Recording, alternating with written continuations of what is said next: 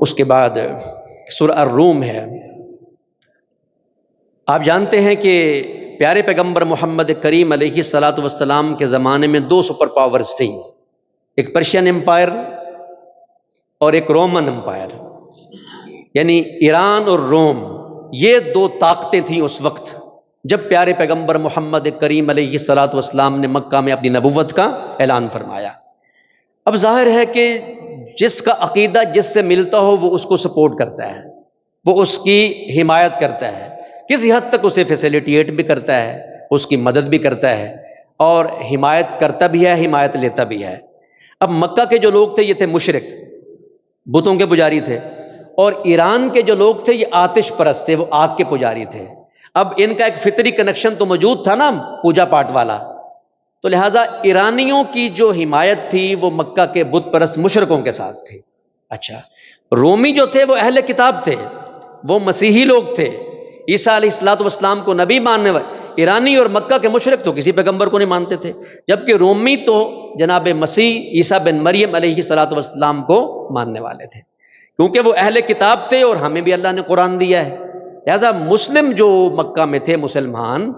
وہ جھکاؤ رکھتے تھے اہل کتاب کی طرف، اور اہل کتاب بھی جھکاؤ رکھتے تھے مسلمانوں کی طرف، اور ایرانی اور مکہ کے مشرک یہ اپنی طرف ایک دوسرے کی طرف جھکاؤ رکھتے تھے۔ اب نبی پاک علیہ الصلوۃ والسلام نے جب مکہ میں اپنی نبوت کا اعلان فرمایا تو تب ایران اس وقت کی سپر پاور تھا، اور انہوں نے رومیوں کو کچل دیا، رومیوں پر اٹیک کیا، رومیوں پر غلبہ پا لیا۔ اللہ کہتے ہیں الف لام میم غلبت الروم، رومی مغلوب کر دیے گئے فی ادنى الارض، قریب کی زمین میں، مگر سنو وہم من بعد غلبہم سیغلبون، اپنے مغلوب ہونے کے بعد ان قریب رومی پھر غالب آ جائیں گے اللہ کی مدد کے ساتھ۔ اور فرمایا کہ یومئذ یفرح المؤمنون، جس دن رومی غالب آئیں گے اس دن مومن خوش ہوں گے۔ اچھا، اب رومیوں کے غالب آنے میں وہ وقت لگ گیا جو اللہ کے پیغمبر کو بدر کی جنگ تک وقت لگ گیا۔ اب 13 برس آپ مکہ میں رہے، مدینہ میں گئے تو 2 برس کے بعد آپ نے بدر لڑی، 15 برس کے بعد نبوت ملنے کے 15 برس کے بعد آپ علیہ السلام بدر لڑتے ہیں، اور بدر میں 313 صحابہ وہ کافروں کے 1000 کے لشکر کو شکست دیتے ہیں۔ آپ بڑے بڑے قریش کے صنادید کو کاٹ کے بدر کے گٹر میں پھینکتے ہیں، اور مشرکوں پہ آپ غلبہ پا لیتے ہیں ادھر، اور ادھر رومی ایرانیوں پہ غلبہ پا لیتے ہیں کہ وہم من بعد غلبہم سیغلبون، کہ رومی مغلوب ہونے کے بعد عنقریب پھر غالب آ جائیں گے۔ بدر میں ادھر مسلمان مشرکوں کو گرا کے کھڑے ہیں، تو ادھر روم ایرانیوں کو گرا کے کھڑے ہوئے ہیں۔ اس ساری بحث میں ابوبکر صدیق رضی اللہ تعالی عنہ کی ایک مشرک سے کچھ بحث بھی ہو گئی، وہ قسم کفارے کی بات بھی چلی۔ القصہ، اللہ تبارک و تعالی نے جو سپر پاور تھی ایران کی شکل میں، ان پر اللہ نے رومیوں کو غلبہ دے دیا، اور یہ ایک طرح کا اشارہ تھا، ایک میسج تھا کہ اب دور کتاب کو ماننے والوں، پیغمبروں کو ماننے والوں کا آ رہا ہے۔ بالآخر جو منتج ہوا پیارے پیغمبر محمد کریم علیہ الصلوۃ والسلام کی دعوت کے پھیلنے، حتیٰ کہ قدس تک اور شام تک اس دعوت کے چلے جانے کے، آپ کے سفر معراج میں بھی اس چیز کا اشارہ تھا۔ اس کے بعد اللہ رب العزت نے سورہ الروم میں یہ ذکر فرمایا وَمَا آتَيْتُم مِّن رِّبًا لِّيَرْبُوَ فِي أَمْوَالِ النَّاسِ فَلَا يَرْبُو عِندَ اللَّهِ، لوگوں جو تم سود دیتے ہو کہ تمہارے مال میں بڑھوتری ہو، اللہ کے ہاں اس طرح کا سودی مال نہیں بڑھتا۔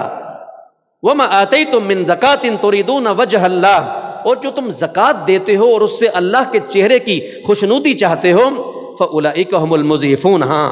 یہ لوگ ہیں جو اپنے مال کو دوہرا تہرا کرنے والے ہیں، جو کئی گنا اجر و ثواب اللہ سے لینے والے ہیں۔ جو زکوٰۃ کی شکل میں اپنا مال خرچ کرتے ہیں یہ تو اپنے مال کو بڑھا لیتے ہیں، لیکن جو سود کی صورت میں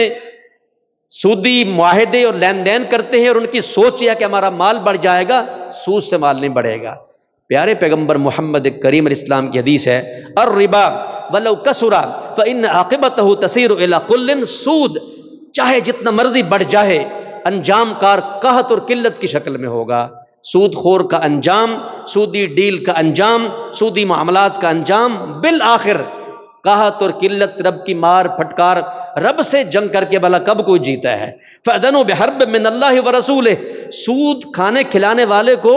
اللہ سے جنگ کرنے والا کہا گیا ہے، اور